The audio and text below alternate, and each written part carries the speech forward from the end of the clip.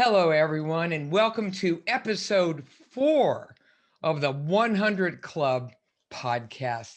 Gosh, we're going to be sharing stories of mental and physical transformation, amazing men and women who love to lift heavy things, mentally and physically, by the way.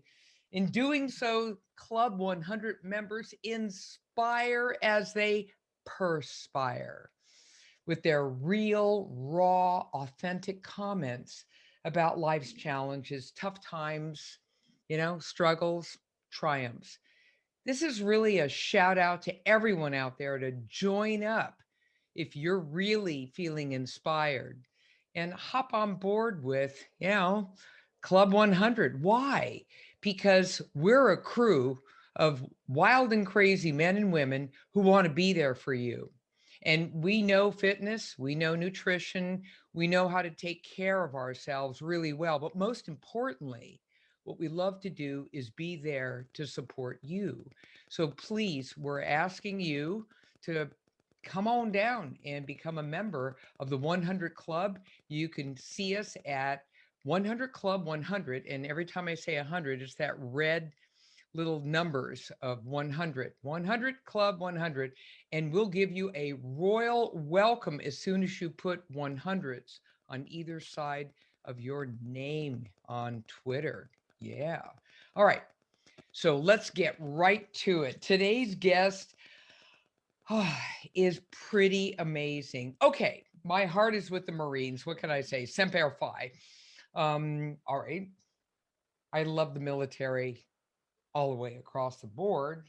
But, those Marines, I don't know, they're kind of special. And today we have an amazing member of Club 100. Everyone knows him as Rock, but his name is Fareed Hotaki. Let's stick with Rock. Rock, welcome to the 100 Club podcast. Well, thank you for having me, Pam. I appreciate it. I want to welcome everyone as well, and I'm actually excited. Let's get this thing started. All right. So when I saw your Twitter feed and I saw your background, I almost fell off my damn chair. I said, my God, have you got stories to tell with your background in the military? You've also written a book and you're writing a second one. You've got so much going on here. So I know that a lot of people out there look at someone like yourself and say, what role did staying fit have in your life as you were out there in the military trying to mentally and physically survive? And what role does it play now, today? So let's take it back. Give us your history. I mean, my actual history and my physical development came much at a much stronger and higher rate when I was in college because I started studying about it. But as a kid, I was always the skinny, scrawny kid. I have a twin, and like I felt like that took away the nourishment from me in the womb. And my brothers were tall, like, and everyone that I've known was always bigger and more. But I stayed lean, and I think that has something to do with how I felt like I saw a lot of older people in my life, and they were leaner, they were thinner. And I thought about longevity in life, and I said, this is something I have to go toward, something I have to study too. It's not just something you can just know. You can't just have gym buddies and think, well, I know what working out is. I know what, how the the metabolic rate works. I know how my caloric intake works. I have to know my muscles. I have to know everything about it. And that balance between the body and the mind have to be there. Eye and hand coordination were a big deal for me. So I thought to myself, I'm like, my biggest fear was to be overweight at the height that I stood. And I'm not a tall guy. So I always thought about, I'm like, okay, I will eat certain foods, but I got to think about my portioning. And that again, that mindfulness of every single thing that I'm doing all the time has led me to believe that, or I know it now. It's not, I don't believe it anymore. I know it now because it's worked. The formula has not failed me. I've never been overweight to the point where, I mean, I get mad about body fat. So forget overweight. This is the type of lifestyle that has happened because the pattern has developed. Without the pattern and you constantly doing something, it becomes a norm. And your norm is just something that you need in the lifetime, in your own lifetime, to make that I guess that mentality, stick with it. So what was that like trying to hold on to all that in the military?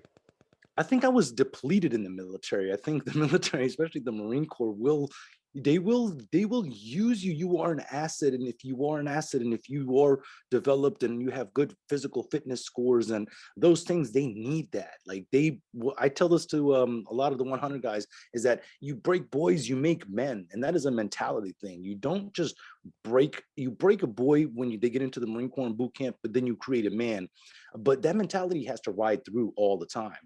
And if you're being depleted in the military constantly, I lost, in one of my deployments, I lost over 25 pounds, but I've never been so cut in my life. That's the difference. I was eating foods without preservatives and all the stuff that is out here. And I think it's very different when people don't like understand what the military. MREs are one thing. When you get to a chow hall, it's a different thing. But the MREs themselves, they have like 2,200 calories, and everything is so balanced, you don't have to do the work. I think people get used to that. I You don't see. have to do the work. Interesting. Was it easy, as it were, for you to stay in shape in the military? How many times were you deployed? I was deployed 10 times. And I think the hardest thing about it was that when you were deployed and for me, I have the language background. So I spoke the language of the Taliban. They needed me and they put me with special operations, and I never trained for special operations. I was never one of those. I was supposed to be a logistics Marine. They put me in there and said, go kick boxes in a warehouse. And but it wasn't that. It was in a helicopter squadron, and it was a non-deployable helicopter squadron. And the sergeant major saw me. He was like, "You're from where?" And he said it straight up. He's like, "You're a Haji?" And I'm like, "Okay, Sergeant Major, let's not go to that route." But he said, "I need you. My men need you out there. So let's give you the, OPI test is what it's called. Is the oral proficiency test that the Army sets. And then after they tested me, they were like, okay, this guy scores and rates for the MOS, the military occupancy specialty, which is the job. So once I had that, they were like, there was only 2 of us in the Marine Corps. After that, I was like, here we go. There was no time wasted. They were like, get him on a bird and we're going. I was like, I thought we would do like Marines get on the Navy ship and we go see these ports and live good life. And they're like, you wish. You're getting on a C-130, a C-5 first, and then you're getting on the C-130 and you're landing in the desert zone and you're going to go handle this for us because we need you. And he kept on saying, my boys need you out there. And it was true. They needed me. And there's nothing more that gave me any more fulfillment than what I did for them. 10 tours over what period of time? I deployed February of 2008, and I was home back November of 2016. Good So God. I served 7 years with boots on ground. Good Lord. I had transitioned out of the Marine Corps in 2010, but I went right back. So September, I left the Marine Corps. In October, I was back in theater as a contractor because I knew they were going to give me more to do. And I just wanted that. I got addicted. Like this 100 thing, you get addicted. You see these people in this 100 club and they have a certain addiction. They have this addiction. They say, destroy the gym today. They use these words, these adjectives, and you start to think about it like, I get it. They want to destroy the gym. They want to attack the gym. And there's this aggressiveness and there's this passion that they have behind it because they know what they're doing is making a difference. And once people get that, and they feel good about it, they have this addiction that goes behind it. So that's how I felt about deployments. I was like, I'm doing good. I know I'm a high value asset. So I don't like, the risk factor was nothing to me.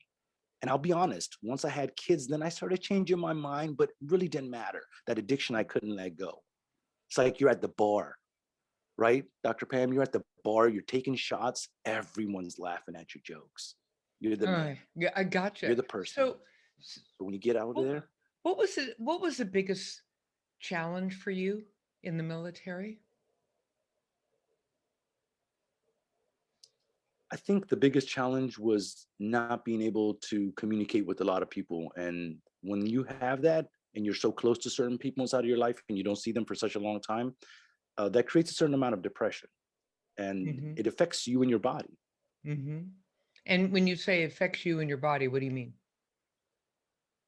I mean, when people go through certain things, when they want, we're social creatures, so we want to be with people and talk to people. And if those people that give you certain interests aren't there, the depression that comes with it, maybe not always depression, but some of those things will lead you to stop eating correctly. And then when you start not eating correctly or not eating enough or losing sleep, that affects the body, that affects hormonal levels, that affects your muscle development. And those things are the things that we think about when we talk about the gym and everything else on how the body is affected by it. And the reason why I brought this up, I kind of knew what your answer was going to be, but the reason why I brought this up is because I want people to constantly hear that when you take care of yourself, it's always a mind and body proposition, always. And so, if you're feeling isolated, not socially supported, certainly in the military, et cetera, and you've been out there in the war theater for so long, et cetera, my God, obviously it's going to have an effect on you, and it's going to have an effect on appetite, hunger, sleep, stress, all of that, comes together. So, what was interesting is that you were already convinced to take good care of yourself from the very beginning, which was fantastic. Um, when you went through the military, you pretty much tried to hold on to all that, given the military food and, the opportunity to be able to stay in shape and back and forth. When you transitioned out of the military, did you have like issues with stress? When you come out of there, you had to see things that were pretty funky. So, was there any of that going on? And did that affect your? Absolutely. I think that's what affected my, my T levels and my estrogen levels and those things, because I started, um, you have that fight or flight. I was always down for the fight more than I was the flight. I know when you have to kick in for survival, and that brain, I think it's called the frontal cortex is the part of the The brain that gets frontal sort of like cortex is where your executive function is. And then the fight and flight are in a different part of the brain, the amygdala. the amygdala. Um, That's what I was going to say. I didn't know if I was going to exactly. say it correctly. I'm going to leave these You know me technical. now. I do the anatomy lessons on I'm for gonna Club let you stick to 100. that. Yes, I'm gonna let you stick to that, Dr. Pam. That's where I need you with all this stuff. I don't think I'm not dumbing myself down, but I don't know. I know what levels I Just speak. We need to saying. stay on. Yeah, I just know where my lane is. But these are the things that affected me when I came home and I felt it. And I started, you get so wired, as we call it in the military. You're amped up, you're hyped up, and to bring that back down is very hard. And when you have to come down, you start going toward other things to make you feel like that. So for me, I had an addiction for like pre-workouts, caffeine in the morning, Red Bulls during the day. And then I started realizing this was building a lot of anxiety. It just, my body couldn't handle what I was trying to kick into it, because my brain was actually, I don't know, again, the science to this, but my brain was yearning for this rush, this addictive rush that I've had for so long. And a lot of fear brought that aggression, adrenaline pump that I used to get off of this type of stuff. And then also working out while I was doing that. But at the end of the day, it's that the psych portion of it that I wanted to feel. And I'll explain the little, neuroscience behind this. So there's a reward center in the brain called the nucleus accumbens.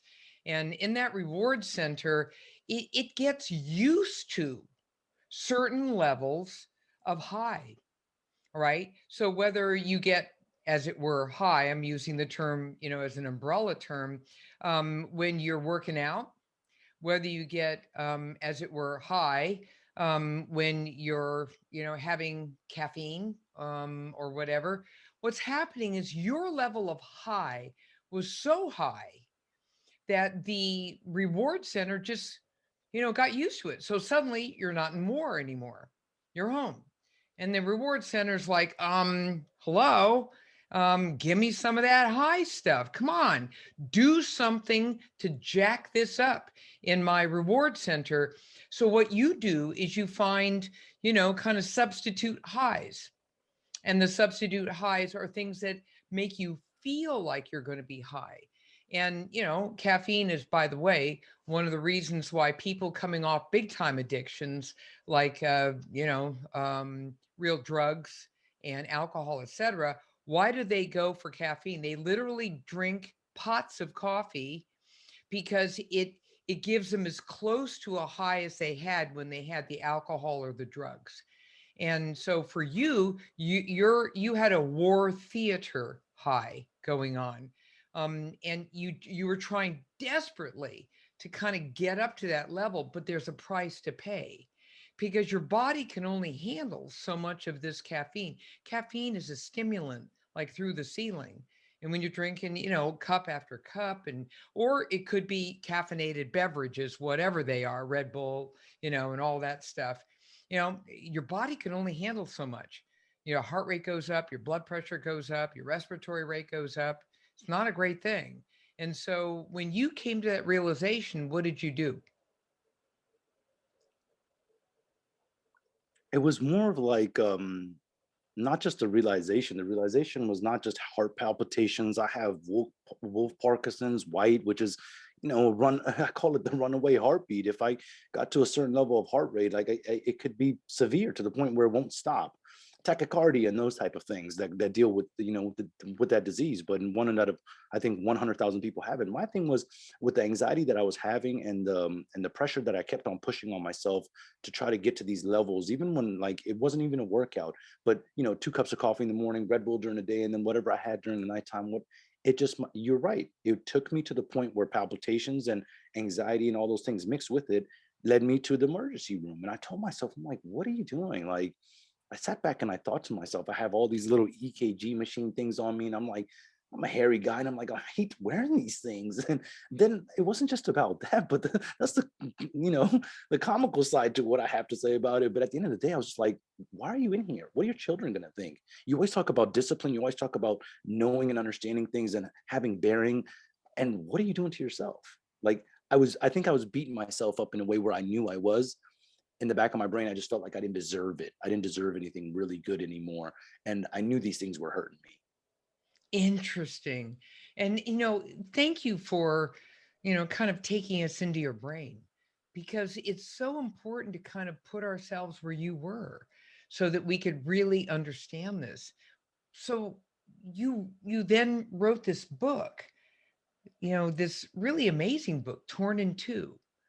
And I'm curious, why did you write the book? What was the purpose? I wrote And the book. was that Go part of ahead. your healing process? Was that kind I, of yeah, I think it intertwines with a lot of things. It's like a web structure. So one of the biggest things, because I saw so many different things, and we talk about posture in the military a lot of times, where people and foundations and government settings and levels, and just all of that is either a soft target or a hard target. And I believe in America, when we talk about like terrorism and how people have like, infiltrated into our systems and done certain things like, hijacking planes and doing all these things, we've become, again, soft targets. We forgot about what can really happen. So my mentality was with it was, don't sleep, because something like this could happen one day. And if you put that out there, maybe people are like, well, I'm going to think twice about it. And it's hard in this case to today's society, because what you think is, doesn't that sound a little racist? Isn't that a little too much? It's not about that. You see, in the military, we don't care. We don't care what color you are. You're always going to bleed green, or you don't. We don't care. We care about if you have nefarious actions. If you do bad things, then you're gonna see the repercussions of those things. If you shoot at me first while I'm trying to come talk to you in your village, you're probably going to get shot back at. So what the reality of this was like looking at it from a standpoint of, what are we doing in America today? And are we going to become that vulnerable again, to become a soft target? Sometimes you have to look at things, and it was an espionage tale to let people understand that. That wow? was the main So perspective. so when did you publish the book? When did the book come out? Came out in 2018.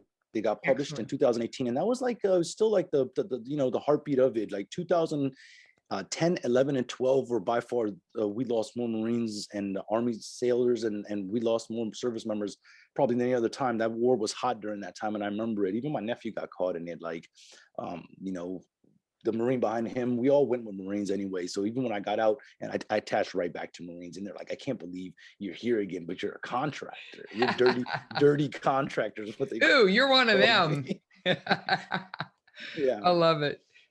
So you wrote the book, and how did that feel when you wrote this book? Because I'm an author, that, and I know that it's almost like delivering a baby. Of course, you're not going to do that. Well, I don't know, strange times, but anyway, so what did that feel like when you finally publish this, and this was a piece of you, and you're putting it out there.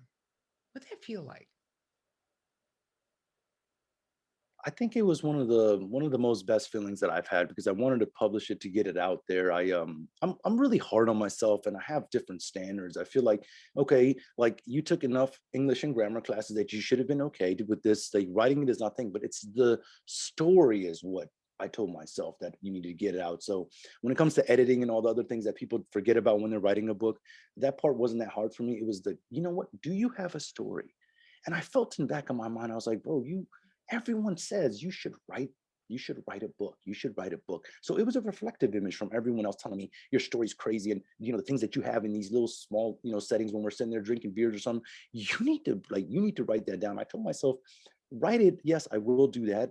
But as you know, as an author, like getting published is not easy. There's like 9.1 million authors just even on Amazon self-publishing, and they write really incredible books that I've seen without being published. They're self-published. And I told myself, again, I had my standard. I was like, you got to find something, you got to do something more, and not just get your story out there. And I want it to become a movie, like, and I'm already writing another book. So I always tell myself, your children and your people around you are going to look at you if you keep your circle tight, and then always let your image show to your children that you have a standard. I love that. And I love the fact that you want to take this book, which is called Torn in Two. Show everyone what the book looks like. Uh, this is Here the it book. is. Torn in Two, Valor of a U.S. Marine. Whoa. Okay. I love it. Okay. Now, how can people pick up the book? Where do they find it? It's right there on the Twitter, fareedhotaki.com. They can see the link right inside of the bio. You can click on that. It'll go right to the actual website page. From there, you can go onto Amazon or get it from the publisher page yourself.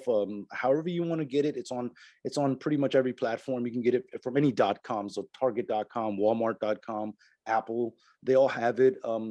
Again, so it's been moving. A lot of people on Twitter have read it already. I think they're kind of waiting and anticipating another one. But for the people that have not read it, I think if you want to get to know me and know who I am in my mental state, then that probably would be the best way to understand me. Oh, I love that. Okay. And I think that that's also really important, because you have this rich background with taking care of yourself, military deployments, with really putting together a mental and physical structure for yourself that works for you. Obviously, you learned a lot from the Marines and back and forth. And, once a Marine, always a Marine, and there it is. But here, let's flash forward to Club 100. Who reached out to you? How did you find out about Club 100? I started seeing a lot of different posts, and I saw the 100s. And I know, and even in my like growing up in my cliques and whatever, because we've had the internet for a while now. We can at least say that. Like, and these emojis have been going on. So every time I see, I call it hunted. I don't even call it 100. It's like the slang and jargon way of saying 100. So I see 100. I'm like, man, these guys are putting up the 100 a lot. So I thought, I saw them on both sides of the names and the handles sometimes, and or in bios, like how I have in myself. But I started thinking to myself, I'm like, you know what? These guys are like, they're motivated, and I like people that are motivated. So when I started clicking on it, like, I saw Dookie Butter on there. Excuse me. And he's one of the hard chargers on there. His physical form and development is like, top notch, like builder. I think it's his wife is also doing the same thing too. I really like, I really support them. They think that my story is incredible, I guess, but I think to them, like, your story is incredible is what I tell them all the time. Like, the effort you're putting in to so many different people in creating something that is positive is way beyond what you think that I am. So I'm humbled by what they tell me, but I don't think sometimes they don't really understand what level they're going to with this, and how much people need this at this point. That's right. And I think that one of the things that's really outstanding about Club 100 is the amazing level of got your back and support. One of my colleagues, who is at Duke University, I call him Dr. Paul. He's actually an intensive care physician, and he ended up having like many abdominal surgeries, and He was really facing some big struggles. He's had surgeries for many years. He was born with some issues with his GI tract. And here he is giving so much to so many people. And then just very recently, he underwent 3 more surgeries. That brings him up to about 28 abdominal surgeries. And yet, despite it all, he went through medical school as a trainer. He was able to pay for medical school by training on the side. And he's always kept himself in spectacular shape. And so he's going to become, an honorary member of our wonderful club. And I just reached out just today to the club to have everyone offer some suggestions about how we can work his legs when the rest of his body right now is healing. He's now home, but he can't eat for 3 weeks. He's on special IVs. Right. And so, are there creative ways? Come on, you smarty pants people with Club 100, pony up with some suggestions here and help Dr. Paul. And by the way, Paul is just absolutely enamored with this. He can't even stand this. He's never seen a group like this before, and he thinks it's really cool.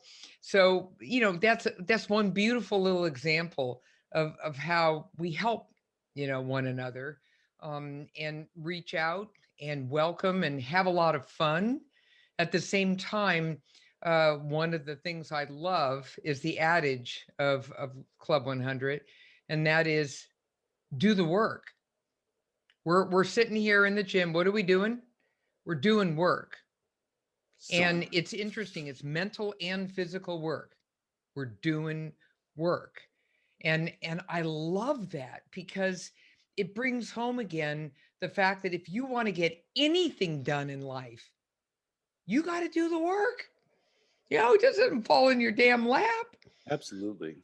It's all about doing work. And I like that whole club ethic, the men and the women all basically speaking very much like the same language and accepting people at any level. That's the part I love. As you know from episode 1, we have Jason, who's just an absolute newbie, and he's starting out at a pretty amazing journey. And everyone could just go to episode number 1, and you can see what that's about. But everyone's got this. Right now in your life, what's your biggest challenge? What's your biggest struggle? What do you work with mentally, physically, things in your life? What's going on? Mentally, I think I'm still working. There's still a lot of things, like I said, for how many were, the doctors have told me this. I relate, and I believe in science and doctors. I think that's their expertise. Like if you were to ask me about language, I could say, you know what, you could stay in your lane, and I'll tell you about how to like translate information on a simultaneous level. But when it comes to these things that I don't know about, and the brain is really something that I study. I read books, I read a lot of things so I can get this help. But there's still a lot of gaps in there, and these cavities that are there make me question myself. So mentally, sometimes there's an insecurity about where am I really, like, and what am I really showing to the world? Am I? One thing I try to do is become very humble, and that will lead me to at least the success that I've built to this point. And the other parts where I'm like, you know what, you used to be so much more, not just aggressive, but like outgoing, extrovert. And I stay back to myself, and I sit back and I observe more. And I don't know if that's age and me just figuring out who I am. And then physically, I'm just not the specimen of what I want to be. I look at these guys and it makes me insecure sometimes. Like, wow, look at this. Look at you could see their biceps, their triceps. You could see every single muscle on them, and they're so defined. And I'm like, remember, you used to be there, but I don't want to be too harsh on myself. I tell myself, you got 3 kids, you do a lot of other things, but at least you're balanced. Try to I keep. love that. I absolutely love that. I think the whole purpose is, yeah, sure, there's some guys and gals who are absolutely shredded and ripped and they're doing their gig, and that's wonderful. But I think everyone needs to sit down and have a little come to heaven session with themselves, like you did, and say, well, what works for me? What is it that I need to do? And what's going to be the goal for me here, one way or the other? That's what's really important here more than anything else. And so, what I'm wondering then is as you're I just heard the Alexa go off. Oh my God. Did I say Alexa? I'm just laughing my ass off. Um, so, I'm just thinking, I want to make sure people understand when they join the club that you just figure out your own track. You do your own thing. You get as inspired as you're going to get, and then make friends. Have you noticed that maybe there are like two or three or more people that you kind of hang with, with the club more than anything else, who just sort of get it with you, or what? Yeah, I think there's a couple people that just get it. I know Dookie Butter is definitely one of my big ones in there. Like he started from the beginning and like he relates to the type of stuff that I talk about and the humor that I have. So I think he gets it. Um, Buddy's another one that's on there. They get it. I think these guys also like have these backgrounds where they are pro, military and pro, blue line and I am too. So I mean I back the blue. I do a lot of different things and we have the same type of mentality. So one thing I do definitely learn is that like a lot of times I won't comment, but I'll watch it and then I'm learning, okay, I've done 4 years of physical training. I was ACE certified. I was, I did these type of things before, but my body was never at that level, but it was definitely good enough for my stats, I guess, for my level, my height. But when I'm sitting there, I see how one thing that I like about them is that they're offering information. And back in the day, I don't know if you remember this, Doc Pam, people weren't giving out this information. They weren't telling you what your rhomboids and how to hit them. They weren't telling you how to hit the lats. They didn't. Most people didn't know what a gastrocnemius was. Like the abdomen rectus is not built off of just this exercise. Why don't you try this? And they're in the gym having videos and they're showing you what it is. And they ask each other and they compliment each other on a regular basis, so no one will feel insecure. And something, if someone, is a club member and they're not lifting half a horse at the same time, but they're trying as best they can, and they're working it and they're doing their thing, it's the same congratulations. It's like, you're really rocking it, keep it going, you're doing work. That's all that really counts. And it's that kind of discipline. What do they say in the military? You start your day out by making your bed. Now, obviously not in the war theater, but you start your day in the academy and all the rest of it. You make your bed and you make it perfectly, and by Creases and doing all. so, you've got your first accomplishment of the day. So let's just keep it going. That type of mentality is wonderful. And I think a lot of people are starting to get wishy-washy out there in the world, and they're soft. They're not, they're just sort of like getting by, and they're not understanding that work is involved and you have to do it on a fairly consistent basis to be able to achieve your optimal health and fitness goals. It's work.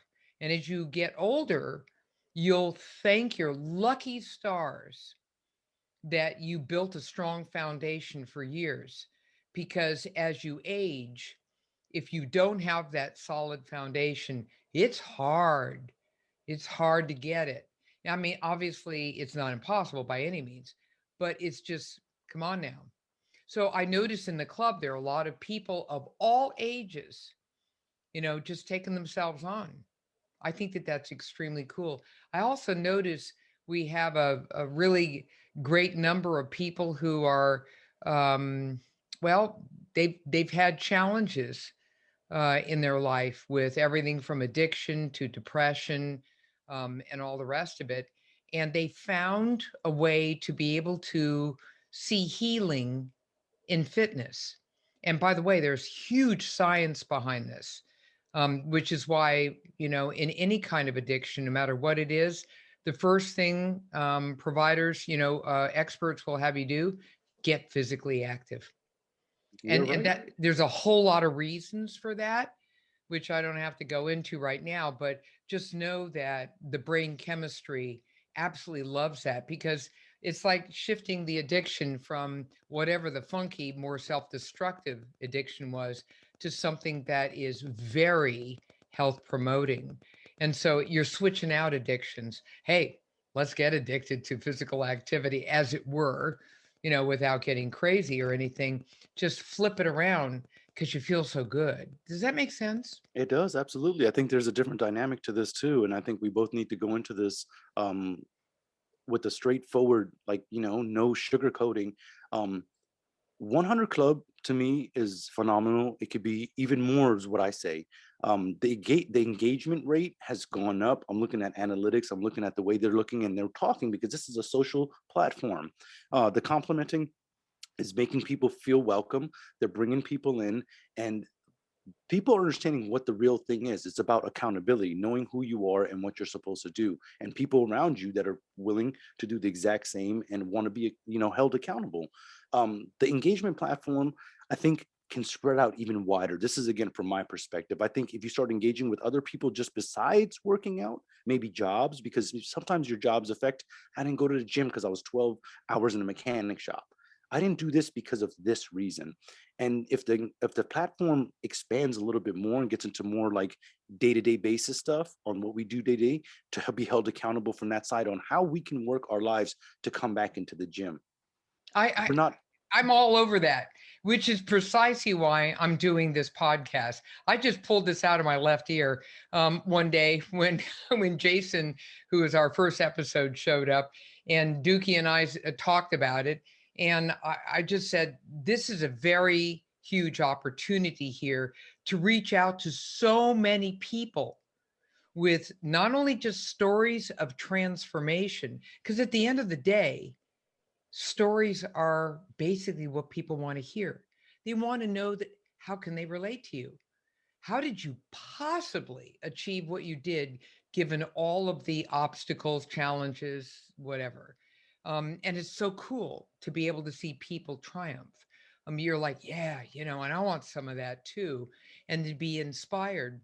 But at the same time, to your point, there are people realistically and practically who are just desperately trying to figure out how in the heck can I even begin this journey with all of these obstacles I see in front of me? How, can you help me think this one through? How do I begin?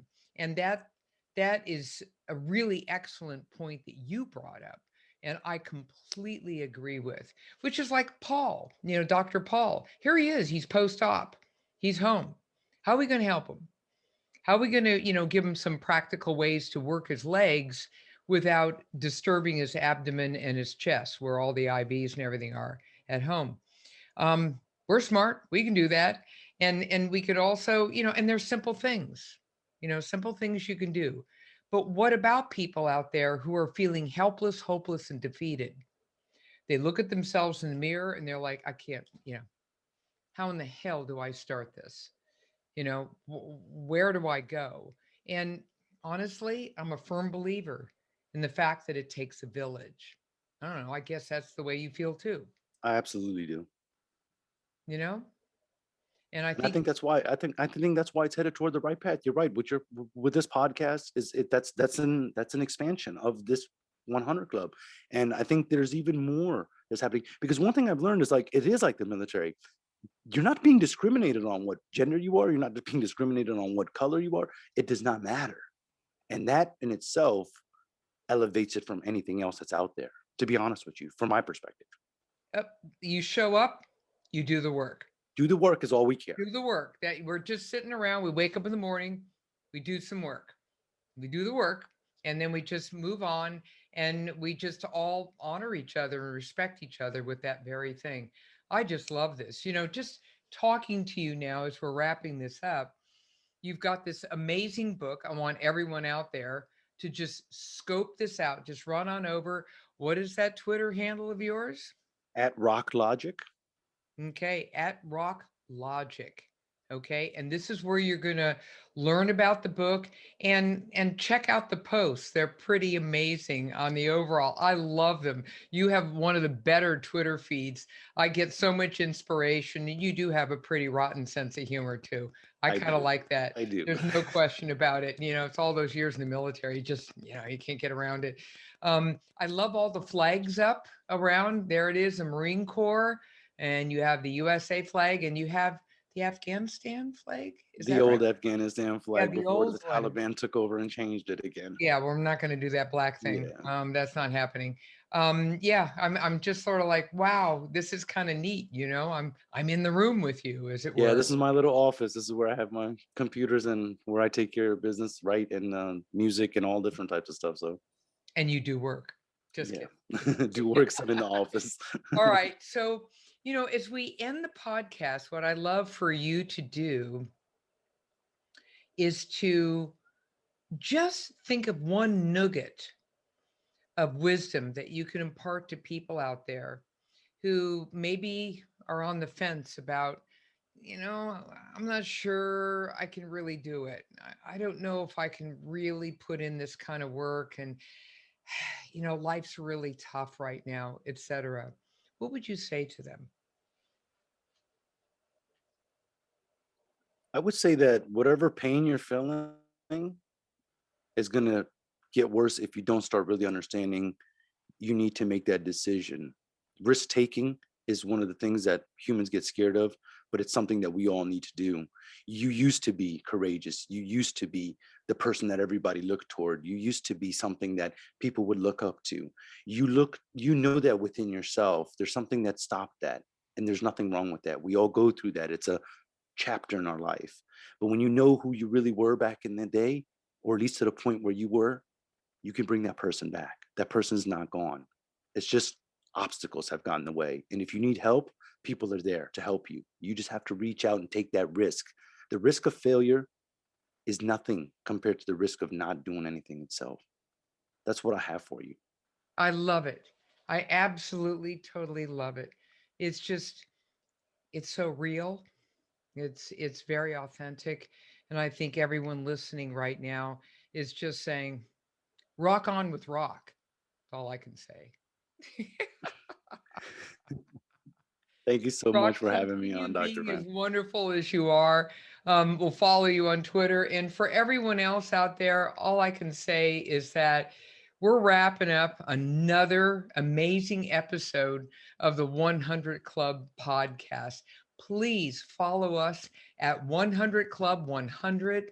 And we welcome anybody who wants to come on down and become a member. Just give a shout out and put two of those red 100s around your name on your Twitter feed and let us know, and we will give you a royal welcome. And for that, signing off. Rock, great, great episode. Thank you so much. Thank you too. I appreciate it. You have a blessed night. Take care.